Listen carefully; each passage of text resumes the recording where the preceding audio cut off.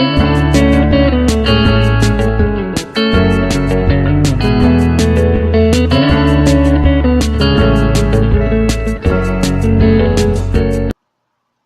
guys, welcome back to playing Perfect Match Chapter 15. Stuck in a frozen wasteland, will you and your friends be able to escape from Elsa's grasp? Well, if we don't, then the book will end, pretty much. So we will. Perfect Match. Chapter 15, Before the Storm. Hey, life is strange though. Life is strange. Nadia and Steve?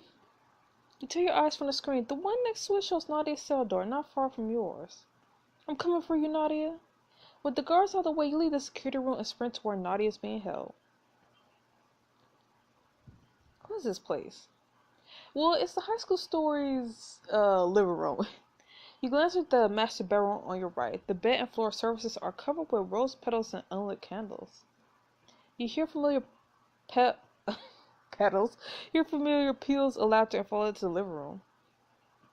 That's cheating. You can't blame me for having better aim. Nadia and Steve sit face to face on the couch. Steve holds a bowl of chocolate-covered marshmallows, and a bottle of Crown's plays on the TV. He's so surprised to see you that he accidentally tosses his marshmallows onto Nadia's forehead. Ah! She nearly falls over the couch to catch the marshmallow in her mouth. You're making me lose on purpose. Nadia, were you expecting company? Nadia whirls around. Coda? Yeah, it's me.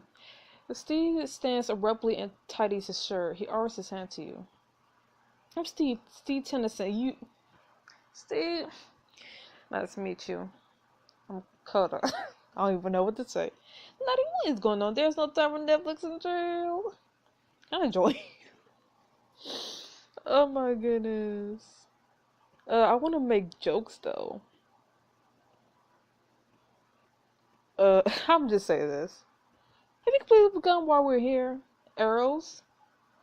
Nadia clamps her mouth with her hand, looking thoroughly alarmed. Steve looks from you to Nadia. Everything alright? Yeah, we're just gonna go check on our souffles. You're making souffles too? Nadia grabs you to the kitchen by the elbow before Steve can reply. She speaks in hushed whispers. Don't talk about Arrow. Steve doesn't know that this isn't real. You think? What? Nadia waves her hand in the air, a panic growing her eyes. Arrow's reprogrammed him to think that we've been living here the whole time. Wow. Hasn't he tried to get out? It's been less than a day we were occupied. Yeah, I've noticed, but you're not seriously considering staying, are you? Nadia bites her lower lip. She glances at the living room nervously. I don't know. I mean, at least here I know he's okay. We're finally together again. We're saying no, you're not safe. Safe? But maybe this isn't a textbook definition of real. Maybe it's just experiment. But I don't care. If this is the only way to stay alive, then Nadia, you are crazy. How about us and demons alone, Hayden? Nadia, girls won't keep you safe here forever. True. Doesn't Steve deserve to know the truth? He does. I'm not leaving without you. I mean, you're my cousin, but you can do whatever you want. I'm gonna just say this. I know this isn't what you want to hear, but as soon as they find no use for you and Steve, they're going to take all this away. Nadia opens her mouth, but you hear Steve approach the kitchen.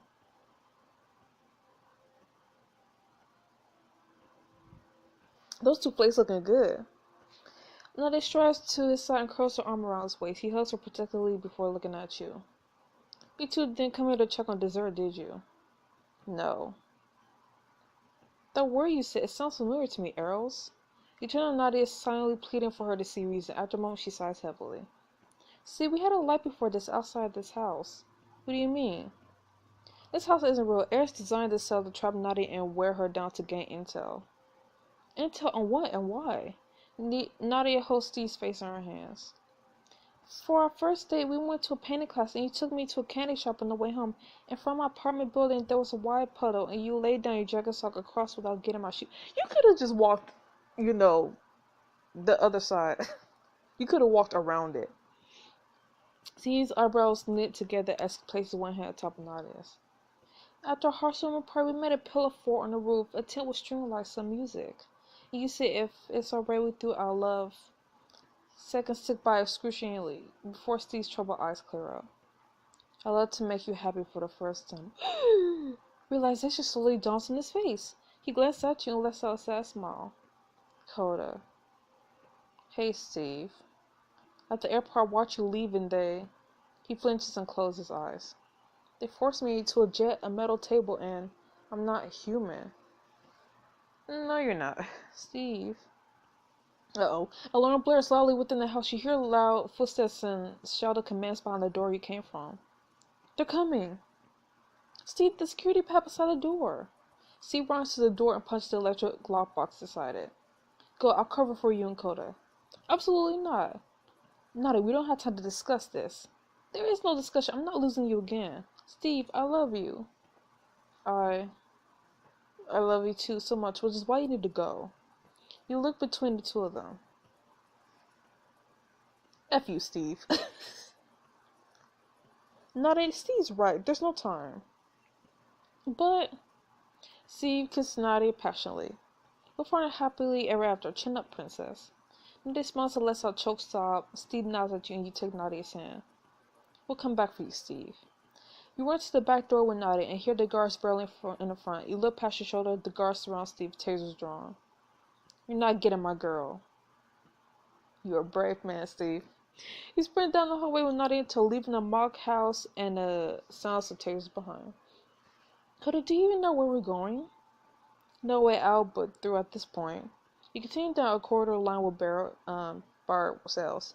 Wait, I hear something up ahead. Get back. The two of you duck behind a corner. You peek your head out just enough to spot a figure speaking to a prisoner in one of the cells. You're starting to sweat, Nazario. Just answer my question. This could all be over. Go to hell. Hey, don't bite the hand that may or may not feed you. Just tell me everything you dug up about Eros and everyone you told. Tell me where my friends are. Why, are you gonna save him, Big Shot? It's like you saved that kid in Baytown? Rah! Damien slams his hands against the bars with a fierce metallic clang. The guard smirks mockingly from the other side. Oh, look like I struck a nerve. Yeah, I read your file, Nazario. It's only a matter of time before I break you down. Damien. We got to get him out. Up ahead, you spot a set of keys on the wall behind the guard. Here goes nothing. Exit your high place and creep towards the guard as silently as you can. Grab the keys. You slowly reach out and pull the keys from the hook on the wall. When they slip from your fingers, really though, hitting the floor with a clatter. Whoops. Really? The guard whips his head around, spotting you. You, stop right there. The guard lunges towards you and grabs you roughly by the collar. Oh, the boss is gonna have some words for you, little. Ugh. The guard's head jolts as a familiar figure strikes him with a punch from behind. He slumps unconscious to the floor, releases his grip on you. I knew it was Alana. Stay down. Alana casually snatches the keys. Alana, where are you? I was around the corner waiting for the right moment to dispatch the guard myself, but your thrilling heroics forced my hand prematurely. Sorry. Alana strides over to Damien's cell door and locks it. Just as Nadia comes running up, Nadia points an accusing finger at Alana. What are you doing here? Came back for you, obviously. You did? Alana steps to the cell and stings his hand. I was talking to Damien. I have a lipo stashed away at the coast. It's enough for the two of us to get away. Just the two of us? Just like old times. I still hate you. Damien shakes his head and sighs. This isn't old times anymore, Alana. I won't abandon everyone else. Damien, don't be stupid. This could be our only chance to escape. I don't expect you to understand. I know the concept of friends is still foreign to you. You're right. I don't have friends. You were the closest thing I had, Damien. Alana, you betrayed us, remember? You don't get to guilt trip or take the moral high ground. You sold us out to save your own skin. You see a momentary flicker of pain in Alana's eyes before it shifts into bitterness. If that's how you all feel, best of luck. Okay, bye. Try not to die. Alana turns and strides away, her steps echoing down the corridor as she leaves your view. Now I feel kind of bad. Should we have asked her? No. I'm not saying what she did was forgivable, but there is some good in her. She wants to do what's right. She just never had anyone put faith in her. Maybe she deserves a second chance. I mean, there's also safety in numbers, and she is a badass Interpol agent. It wouldn't hurt to have her combat it. Okay, then why don't you guys go after her? Jeez. Recruiting Alana to your side will unlock new things. Nah. Bye, chick. Around's my choice. We should get moving. Damien nods thoughtfully. Yeah, you're right. Lance whistles fade into silence as you make your way into the other direction. As you run down the hallway beside Damien, you notice his hands trembling. He catches you looking. Damien, are you okay? Damien clenches and then clenches his fist. Hides on the road cutter. Everyone stop. The other day, post on one of the screens that shows a picture of Ryan. I don't think. Everyone hurries towards it. The display crackles before Salon appears on screen. I did it. I found you. Is everyone okay? Yeah, but... Well, she obviously hacked. Where are you? One of the Arrow's old buildings is thoroughly abandoned and yet to be repurposed. I'm familiar with the security system they use. It's the same one used in our New York headquarters. Friendly reminder, we're still in the middle of our escape. We need to get going. Where? Here, I'm hiding in the old communications tower. Stay on the outer edges of the island, head east towards the curved tree line to go north. And make sure to exit through the next door on your right within the next 2 minutes. The guard will be on break. The screen switches to a map of Arrow's Island, Salon location marked with blinking blue light. If I have to guess, security will mostly be allocated to monitor Hayden and the island gates. I don't think they'll predict us staying put. At least not at first. Then we'll see you soon. Copy that? Okay, well let's go, team. The wind and the snow howl relentlessly outside. You hug yourself tight and feel your teeth chatter within seconds. So cold. Damien wraps his arm around you. He'll be there soon, I promise. After a long hike with no sound but the billowing blizzard and footsteps crunching against snow, you finally see the tower in the distance. Ooh. There it is. Your feet suddenly lose balance against the slippery ground. I'ma hold up to Damien. You blindly grab Damien's sleeve. Hey, you were supposed to catch me. He falls on the ground next to you with a loud sludge. Now they burst out laughing. You and Damien exchange glances and can't help but join her. This is what you get for dodging my Pilates class invites. Are you gonna help us or not? You enter the small building next to the tower. You find a baron with basic equipment and a few dusty computers in the corner. You made it! I'm glad you're okay, Sloan. Thank you for getting us here. Sloan nods with a smile. Now that our reunion has come to a close, how are we getting out of here? Well, first step would be to find Hayden. Steve chose to stay behind to protect us, but they had him trapped, so who knows what they're doing to Hayden. You put your arm around her, and now they smile unwavering. I know before I hesitate, but no one deserves to be left here. Hayden's with us. Exactly, we can't leave because Hayden is my friend. Hayden means a lot to me. Hayden's worth saving. Is he worth saving, though? He's my friend. He is and will always be important to me. Your thoughts drift back to the cell you share with Harley, and you feel the others in on everything. They made a match who looks like Hayden? They took everything that makes him who he is and distorted all of it, playing creator just to get data and reactions out of us. That's horrifying. I had no idea. Who knows what else they're getting up to? Besides, if the situation were reversed, Hayden would already be storming in, guns blazing, to get us out. Without a second thought. Sloan nods at you before her stance hardens. It won't be easy, but I have a plan. What's our plan, Sloan? Follow me. Sloan leads you to an old computer and types rapidly. A security outpost center footage, and Hayden was taken to a separate floor within the building. They have a basement where matches are kept before activation or reset. Hayden was checked in as match 109 minutes after our arrival and scheduled for repurposing tomorrow morning. We'll find before then. Everyone should be ready bright and early, which gives us exactly 5 hours of sleep. I'll try and find some cucumber slices to hide your panda eyes. I'll make this place a little bit more homey for everyone tonight. I'll scavenge for late night snacks. I'll scout our surroundings, make sure we're still on the radar, and I don't know what I'm doing. Everyone goes to separate ways except for you and Damien. His shoulders are tense with worry. He fails to mask his agitation. He waves his hand nonchalantly when he sees your face. I'm okay, it's just been a long day. Yeah. When he speaks, his voice is low and raspy. They brought a beating to get a rise out of me back in my cell. They know the pressure where it hurts. But maybe it won't hurt as much if I talk it out with someone I trust. Damien offers a small smile as he shoves his hands in his jacket pockets. Do you want to take a walk with me? I want to. Don't look at me like that. Maybe a bit of me time would be better. I like to make sure everyone else is okay. Right? That's not a bad idea. He smells you one last time. I'll be outside. You approach Naughty, who's tying up several boxes in the corner. Hey, you alright? Yeah, I've just been missing home more than usual. But it's okay, I mean, that's where we headed tomorrow anyway. I can wait a little longer. You know what, I'm ready to head back too. Being a fugitive is not as bad as I thought. Nah, I wouldn't want to be on the run. I want to wake up in my apartment, do my morning routine from start to finish without getting interrupted. My morning routine consists of a shower, concert, and getting caffeinated. You'd be surprised how hard it is to accomplish both in the run. Nah, I can relate. I missed my endless supply of bath bombs so bad, and I actually dreamt of being in my hot tub last night. It would be nice to feel relaxed and normal again.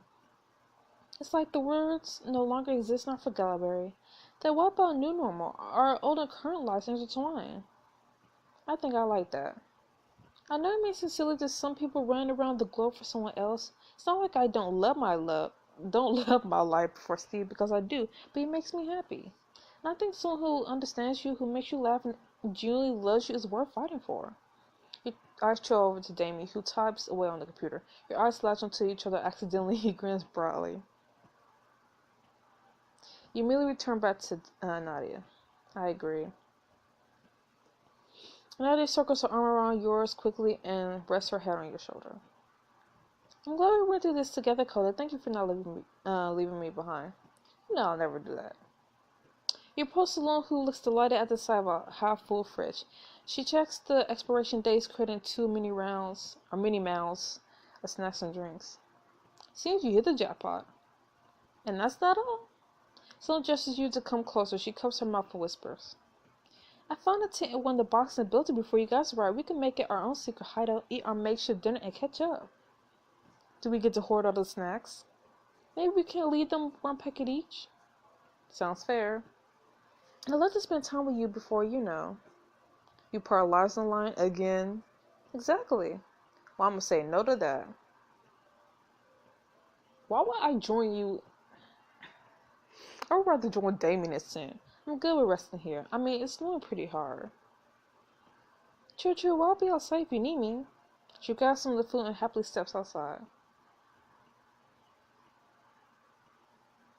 Next morning, everyone prepares to re-enter Arrow's headquarters. It's your last chance to change before the finale. I mean, I don't have anything to wear.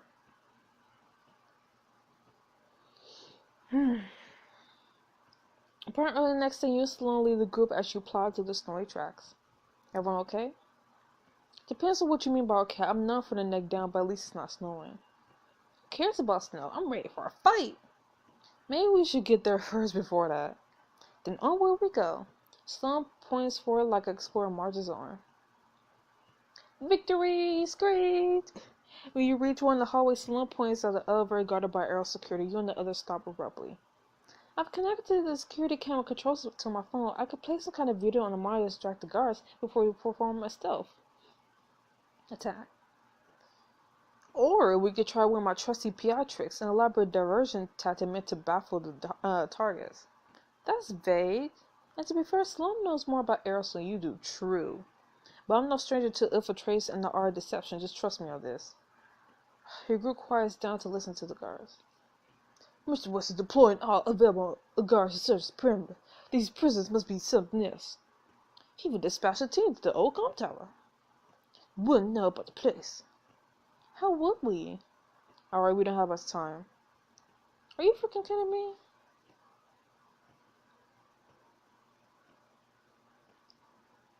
I mean, honestly, though, Sloan does know more about arrows, but Damien has expertise in deception.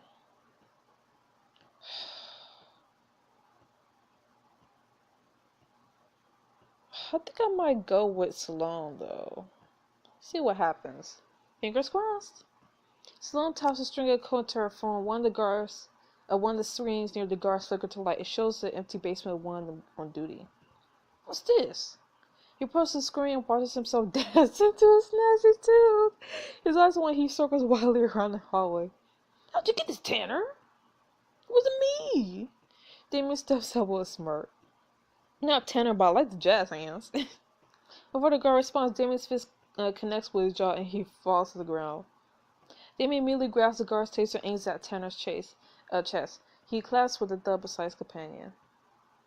Teamwork makes the dream work. The elevator ride is swift and silent. The door opens with the welcoming ding. We're here. Oh God.